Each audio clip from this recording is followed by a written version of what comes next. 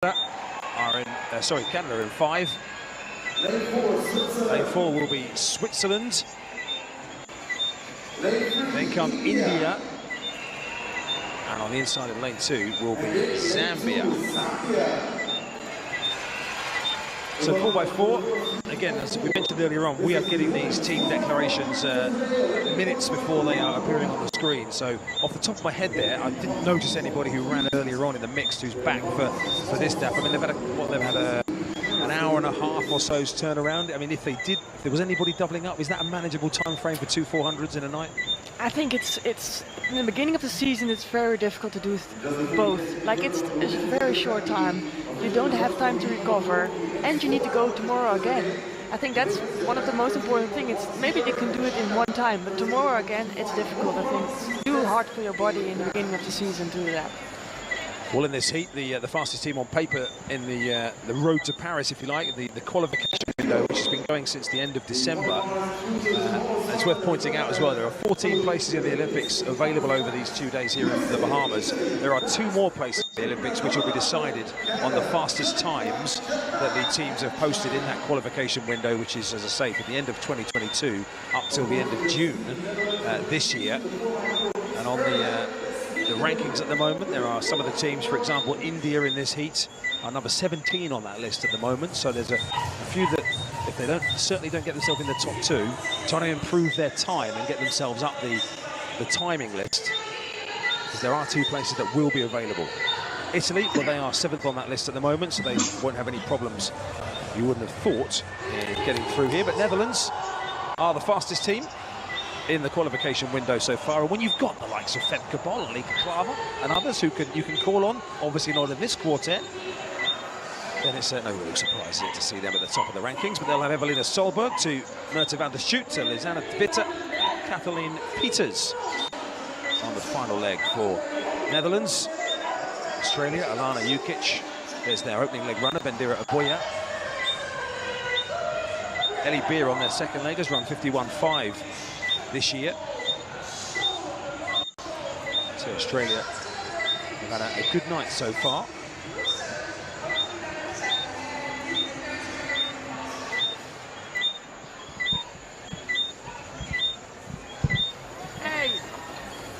Call room, Great Britain getting ready.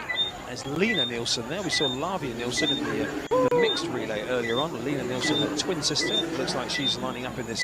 Well, I can tell you she is lining up in this women's event, along with Dominican Republic. some of her teammates. Nicole Yeargin there. Dominican Republic also getting ready. Hello. Czech Republic. That's the live action in the call room, behind the scenes. That is the scene at the Thomas A. Robinson National Stadium here, which has been redeveloped. It's had plenty of money put into it over the course of the last few months to get it ready for this event.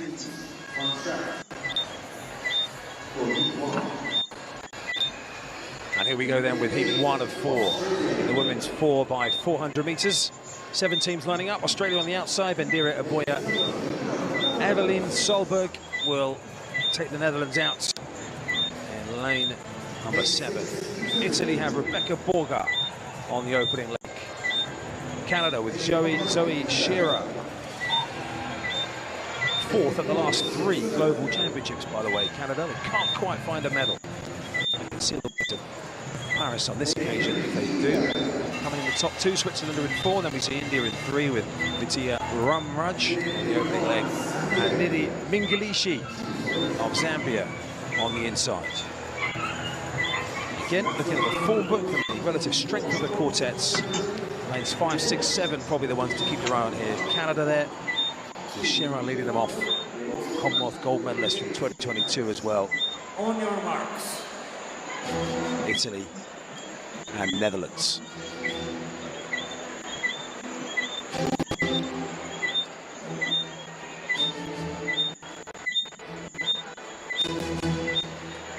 Still a bit of a breeze, which the athletes will feel into their face as they enter the back straight. Doesn't feel quite as gusty as it was earlier on in the evening, in the first hour or so. Away we go then in Olympic, Italy, who will get the baton across first. That stagger will unwind after the first bend. Italy, Australia, Canada, and the Netherlands, the 1, 2, 3, 4 as they embark on the second leg. Italy, Ayomida Folarunza has the baton for them. Canada with Ayana Stevern. Australia, Ellie Beer. And for the Netherlands here, it's Myrta. It's one of her first big competitions, so it's for her it's very good experience to be with these girls, because these are very experienced. But she's a little bit far away. She needs to build up to them. So I hope she will have a little bit more in the last 100 meters. But it's very close in the first three. Another very strong Australian leg from Ellie Beer in third position at the moment, but making good progress. Might even get the baton away first time for Canada, and Italy with Giancarlo Cervisan, and Netherlands have got 10 metres to find here with the very experienced Lizana de Witte, who I guess will know exactly how to handle this situation, definitely. Yeah, but you see, Australia is really very good. Like, oh, she's a little bit hotter. India are the ones charging for the back of the field, by the way, at the moment. Jyota Sridandi is the one closing on the Netherlands. But up front, it's Canada and Italy in those two places at the moment. The danger for Australia and for Netherlands is that these two are going to sneak away here. But Australia still battling with Michaela Salaidanakos, Constantine and Trevisan. For Canada and Italy, Netherlands and India not completely out of it yet. But a bit to do for them on the final leg. Canada with Alyssa Marsh take over. They lead by 3 or 4 metres from Alice Mangione of Italy, and a blazing start to that leg by Canada's Alyssa Marsh has opened up nearly 10 metres very quickly on Italy. Australia prowling. Alana Jukic has the baton for them in third position, and the Netherlands in fourth with Kathleen Peters, who is chipping away at those in front. And see that gap in just 200 meters. That's crazy. So I hope she will make it to the finish line and not too early, because she's really good, but it's still 100 meters to go. Australia is coming closer and closer. Alyssa Marsh committed for Canada, and she's hanging on at the moment. Italy and Canada are away. Italy are going to come past with Mangione to take it. And Alyssa Marsh starting to tread water, but she's got enough of an advantage despite the fast finishing Dutch and Australia as well. And Italy and Canada see it over the line. Kathleen Peters bringing the Netherlands home with Australia. But a good run from Italy and Canada. Well, the job was to finish in the top two. They did that, but Alyssa Marsh might have started to wonder with 80 metres to go whether she'd gone too hard. Yeah, the lactic was coming, but she made it to the finish line, so that's a good. Excellent performance from that experienced Canadian quartet, as I mentioned.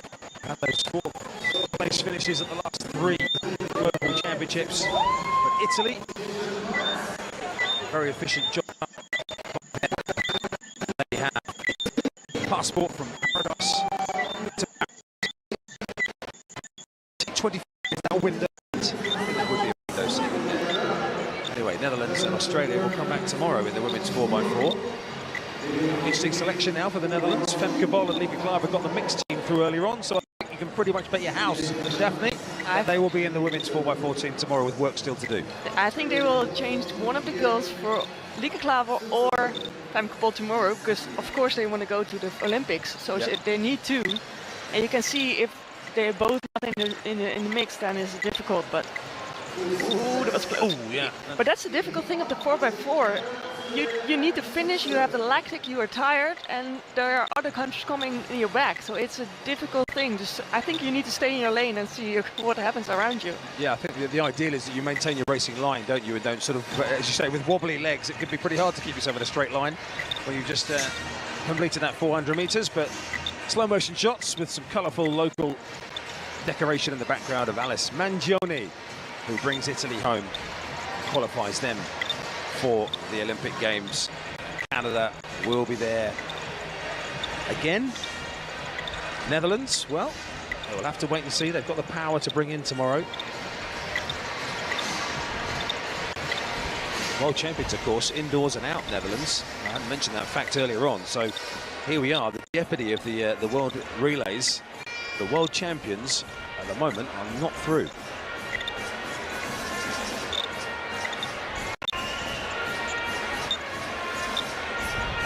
So some more further timing information here. This is a little look at how those legs unfolded for each of those races, and the purple highlighted ones are the fastest on each leg. So the Italian team led out by Rebecca Borgia, the quickest on the opening leg. I mentioned a top quality second leg from Ellie Beer of Australia, a sub-51 second leg there. India, well, they were rallying, but too late. One relay. And Italy walked away from Nassau with something that looked, on paper, almost impossible. The Netherlands entered the World Athletics Relays with the fastest 400-meter relay pool in Europe. Canada had a world-class anchor. Australia brought depth. Italy brought a plan. And that plan produced a winning margin of 1.94 seconds over the Netherlands, in a qualifying round where teams were not supposed to take risks. So the question isn't just who won. The question is how. Mechanically, a team that was not favored on individual times produced a collective result that crushed 3 medal-caliber nations. The answer is in 4 exchanges, 4 split differentials, and 1 approach to relay running that most coaches still undervalue. Watch Italy's first runner off the line. The reaction from the gun is 0.174 seconds. Not exceptional by sprint standards, but what follows is, she doesn't defer to the inside lanes. She runs her own first 200 meters in 23.6 seconds, which for a relay opener is aggressive without being reckless. She reaches the acceleration zone, the 20-meter window before the exchange box, already at near peak velocity. Her incoming speed is estimated at 8.9 meters per second. That matters because of what it does to the outgoing runner. In relay biomechanics, the incoming speed of the passer dictates how early the receiver can begin her acceleration sprint. Italy's receiver starts her push at roughly the 8-meter mark inside the 20-meter zone. Canada's first exchange happens with an incoming speed closer to 8.3 meters per second, which forces the receiver to accelerate later, costing approximately 0.3 seconds of runway. That is not a small number in a race decided by fractions. Here's what's most surprising about Italy's performance. Their individual 400-meter season bests, averaged across the 4 legs, sit at 51.4 seconds. The Netherlands' average is 50.9. On paper, Italy should lose this race by 2 seconds. They win it instead. That gap, a theoretical deficit of 0.5 seconds flipped into a winning margin of 1.94, is entirely explained by what happens in the exchange zones, and that's why this relay is worth studying. The second exchange is where Italy's preparation becomes unmistakable. The incoming runner carries 8.7 meters per second into the zone. The outgoing runner starts her sprint at 9 meters inside the box. The baton transfer completes at the 15-meter mark with a measured grip time under 0.08 seconds. Australia's second exchange, by comparison.